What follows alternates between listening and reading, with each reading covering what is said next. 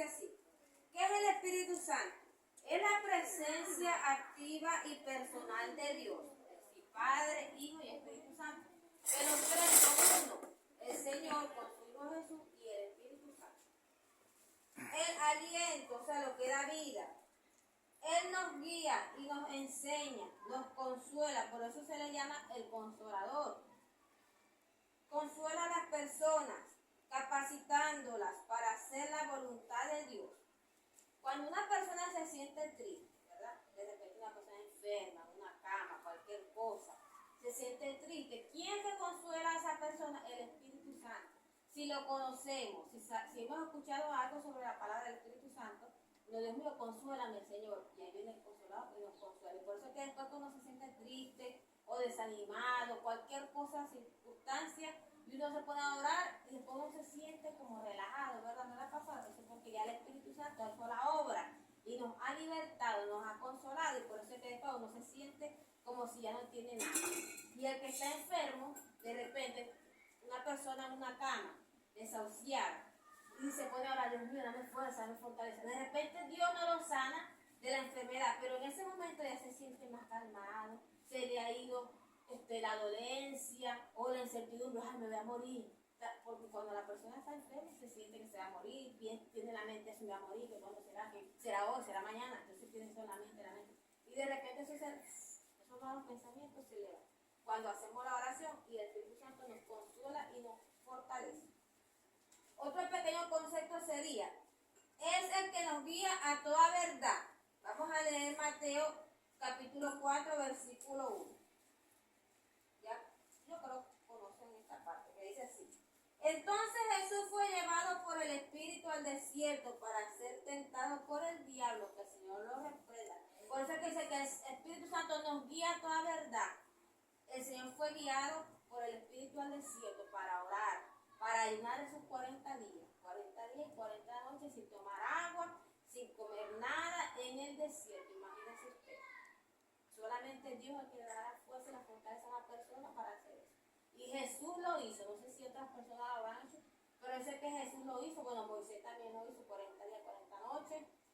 En la presencia de Dios, en el desierto. Ahorita muchos hermanos de repente lo hacen, pero no en un desierto. De repente van a una casa de oración, en un cuarto, se encierran y lo hacen. Pero díganme ustedes en un desierto, sin agua, con ese sol. Y ahorita como está ese sol, imagínense en un desierto sin agua, sin comida, sin un techito, sin nada. ¿Quién sabe cómo sería eso? Solamente el Señor lo sabe. Gloria al Señor. Es un ser espiritual que todo creyente debe tener dentro de él.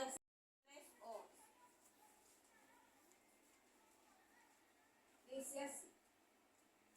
Yo a la verdad les bautizo en agua para arrepentimiento, pero el que viene tras mí, cuyo calzado yo no soy digno de llevar, es más poderoso que yo.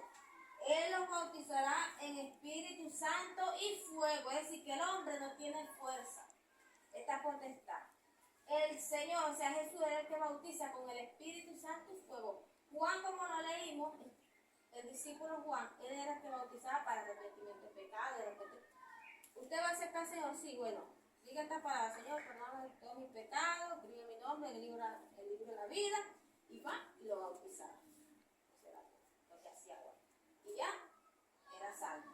Pero no tenía el bautismo del Espíritu Santo, que eso es algo diferente. Muchas personas de repente no han sido bautizadas en agua, pero ya tienen el bautismo del Espíritu Santo, porque eso lo da el Señor. O muchos son bautizados en agua, pero no tienen el bautismo del Espíritu Santo. Que cuando la persona habla en lengua y todo eso, pero vamos a hablar más ahorita. Vamos a seguir aquí, dice así. ¿Será que debemos respetar al Espíritu Santo? ¿Qué ustedes creen? ¿Será que lo debemos respetar? La palabra dice que tenemos que tener temor a Dios, ¿verdad?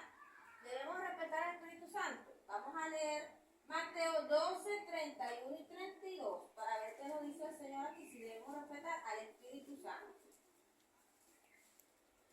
Dice así.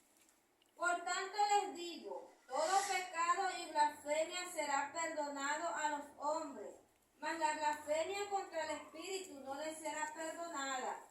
A cualquiera que dijera alguna palabra contra el Hijo del Hombre le será perdonado, pero al que hable contra el Espíritu Santo no le será será perdonado ni en este siglo ni en el venidero.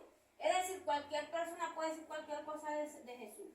No, Jesús era un falso, Jesús, como muchos dicen. No, que eso fue un mentiroso, que eso era mentira, que eso no era, estamos esperando ahora que venga el Señor. No. Bueno, Dios nos perdona, porque a muchos Dios nos ha perdonado, que han dicho blasfemia y han dicho tantas cosas del Señor. Pero el que diga una blasfemia contra el Espíritu Santo dice, no le será perdonado, ni en este siglo, ni en el venidero. Mis hermanos, por ejemplo, cuando una persona habla en lengua y danza, ¿usted ha visto, verdad? Que danza, hablan en lengua y se estremece, y uno puede decir, ay, está endemoniado, o tal cosa, o está loco, X. Si el Espíritu Santo está haciendo una obra en esa persona, uno no puede decir, porque dice que no le será perdonado, blasfemando contra el Espíritu Santo. O si un hermano está predicando la palabra del Señor y Dios le está guiando esa palabra, no puede decir, no, eso es mentira, eso es falso. Eso es un mentiroso, eso es un falso, eso es lo que está diciendo es mentira. Si es el Espíritu Santo que está hablando por medio de ese hermano o de esa hermana, esas otras personas están blasfemando contra el Espíritu Santo de Dios. Dice que no les será perdonado ni en este siglo, ni en el ni en ningún lado. Entonces que Dios nos guarde, tenemos que tener cuidado. Respeto al Espíritu Santo de Dios. Gloria al Señor. Otra parte, Dios, jefe de los sacerdotes que hacían esto. Pero respondiendo el espíritu malo dijo, a Jesús conozco y sé quién es Pablo. Pero ustedes, ¿quiénes son?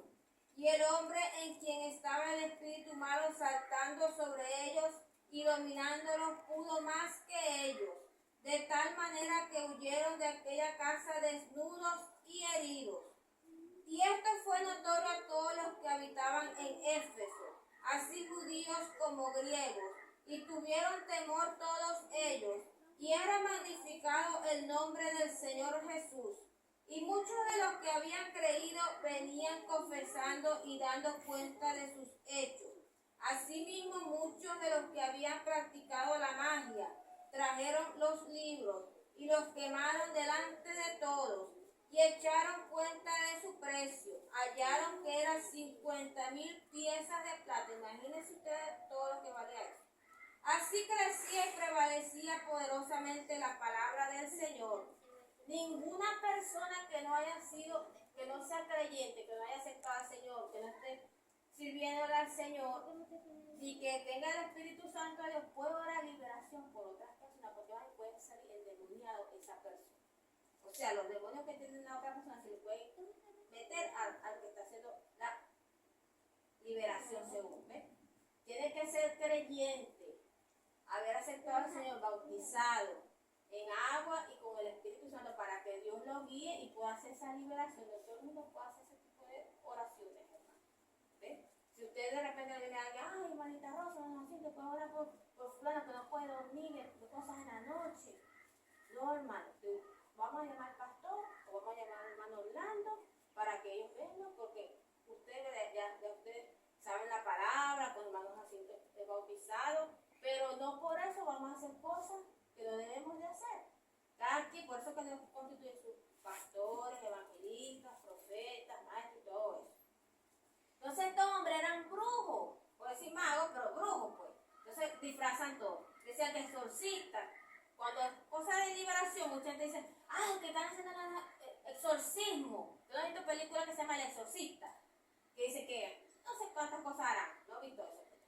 Las cosas son tenebrosas. Entonces ve, hace años cuando yo vivía por casa de mi mamá, tenía como la edad de Ana, no sé, 7, 8 años.